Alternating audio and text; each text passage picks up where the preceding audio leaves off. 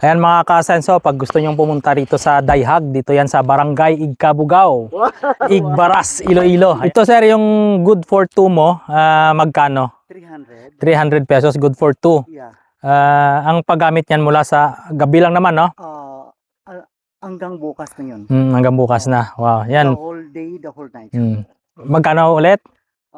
Bali 300. 300. Ayan, mga kasenso, ito gagamitin ninyo sa pagtulog. For example, pumunta kayo dito sa Dayhag at wala kayong matulugan. Pwede kayong mag-rent ng tent kay Sir John at pwede kayong matulog kasama ng inyong asawa, inyong girlfriend.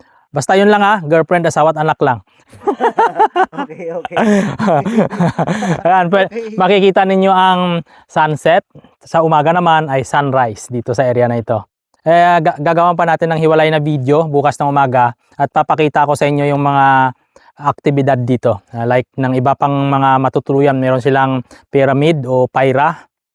Bukas na lang namin papakita. Tapos may i-assemble si Sir John na good for 3. Papakita naman namin yung laki kung ano yung different ng 2 sa 3. Ayan. Okay.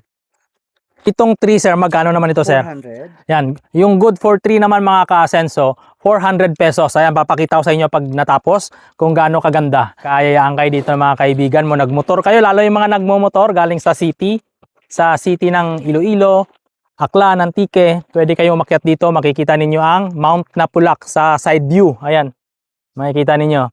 Yan ang tinatawag na nipple like. Kaya Napulac. Yan ang ganda po ng view dito mga ka-asenso. Hindi kayo magsisisi, sabi ni Sir John. At ganun din ang sabi ko, dahil sa oras na ito ay 5:58, malamig na. Lalong-lalo na ngayong summer talagang ang ganda pumunta dito dahil mainit sa kapatagan dito sa Dayhag ay sobrang lamig. At lalo na hindi pa panahon ng tag-ulan. Panahon talaga natin na magbakasyon. Huwag tayo puro trabaho kaibigan. Gala-gala din. Ayan ang ganda ng... Ito yung good for 3. Ang laki mga kasenso.